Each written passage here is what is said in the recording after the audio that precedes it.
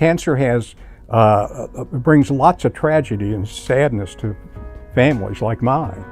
But it also brings hope, and it brings joy, and it brings connection, and it brings bonding, and it brings acquaintances, and it brings an opportunity to feel a part of something that is greatly beneficial.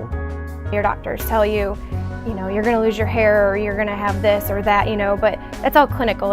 This is what's going to happen to you, but they can't really help you emotionally because a lot of them haven't been there. So it's nice to be able to help with the emotional. That was my toughest part, I think, too, with dealing with the whole cancer thing. My Friend for Life helped me so much that I said, I wanted to help other people. It's like how I explain it is it's like a journey. Like I hold their hand through their journey to help them, and it just makes me feel good to help somebody else because somebody helped me.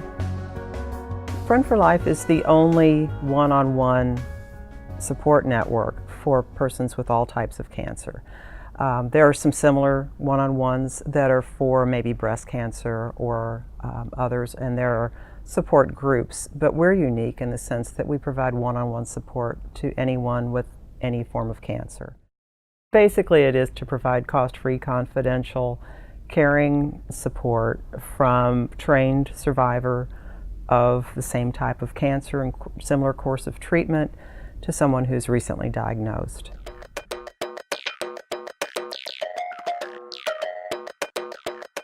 What I needed most of all was a friend that would, and that could be aided by surgery or injections or sutures or bandages or whatever, but none of that was on my mind. What was on my mind was a friend. We have this very engaged group of people that once they become a volunteer, they want to stay with the group, and it's almost like, how many patients can you give me? Because they're so devoted to this organization, probably because they have been in the shoes of the person they're helping. And it's critical for them to offer that service, but to remain their friend. I've had a couple of opportunities to work with people who had similar cancers to mine, and to be able to just to talk to them about my experience. I actually more listen to them about what their experience is and what they're feeling, and kind of how that relates to where I was when I was going through similar situations.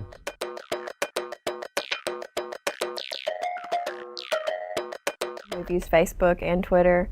Facebook has the causes application where we have our own profile and people can donate through the site and just get to know a lot more about what we do. And Twitter is really strangely enough, is really taking us really forward. We have about 1,500 followers from all over the country and even all over the world. It's really kind of changed how we look at how we provide support, but it's still the same one-on-one support. It's still somebody that's newly diagnosed, that's very scared, they don't know what to do, who to turn to, but it's still the same connection of the newly diagnosed to somebody that's a survivor of the same kind of cancer. And we're finding out that getting the word out nationally and even internationally is having the effect of bringing in local people and statewide.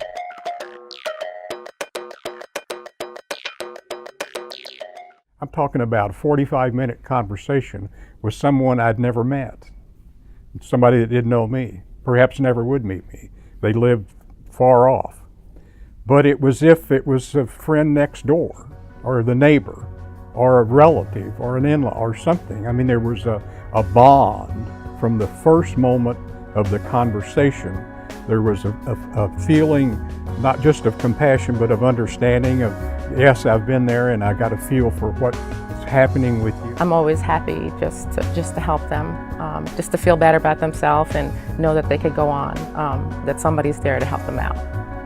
The name Friend for Life is significant because it doesn't necessarily mean that the volunteer and the person they're providing support to are going to be friends to the end of days. They may not. They may be.